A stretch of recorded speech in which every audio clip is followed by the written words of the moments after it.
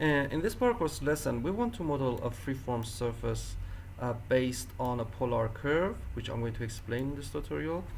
You can see that I can define the minimum radius and maximum radius, which is going to change the overall shape of this. And also it's going to be controlled with a series of curves based on the start and the end of the sweep. So here I can change the location of this point, and it's going to give us a new result. If I change it up, I can move this point also down inside, and also this is the final curve, so you can see I can change that. Also we're going to use a graph mapper.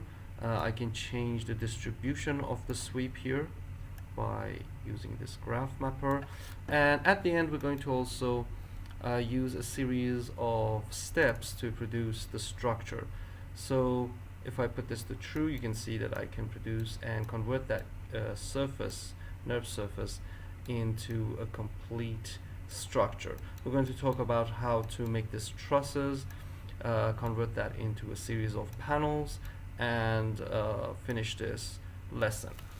So to get started from scratch, I wanted to show you the first step is which is to produce the spiral curve. So let's get started from scratch and delete these two curves.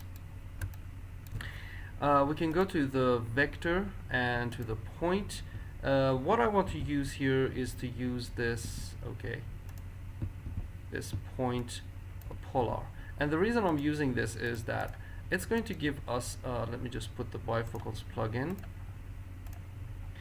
It's going to give us an XY angle. It means that we are rotating in the base plane. That is the degree of rotation in the XY plane.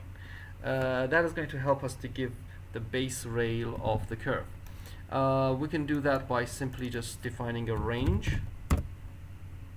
Okay, we have talked about this before in the course, and what we want to do is to define the domain. Because the XY angle is based on radians, we have to define the domain based on radians.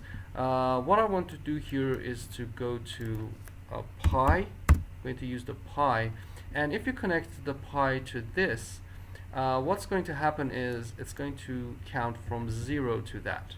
You can see it's 0 to that number. If you want to completely control that, you can also define a math and a construct domain and define the minimum and the maximum. So I can say from a multiplication of pi to another multiplication. That's also going to give you more control. Maybe from 0 to 6 times pi. So I'm going to say 0, then increase that.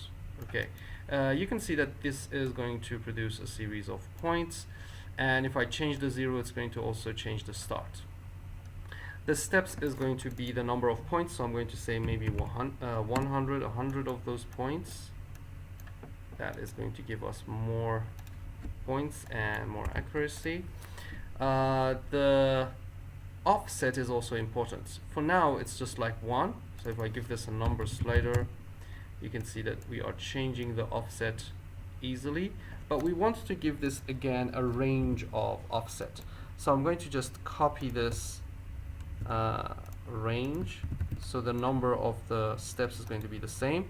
Again, I'm going to make this a construct domain, and for example, we're going to say from 1 to 100 with 2 decimals.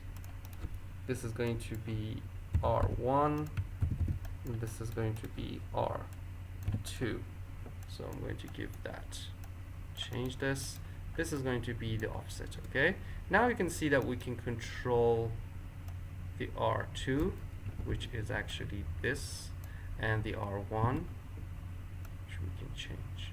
That's it. And we can increase the pi, so we can make the spiral. You can see we can even start from not from 0, but just a number here. That's it. And we can play with these, even if you want some more. Okay, if you increase the steps, it's going to be more accurate. And now what we have to do is to convert that into a curve. So I'm going to say curve and use this interpolation. Give that to an interpolation. Okay, we can turn that off.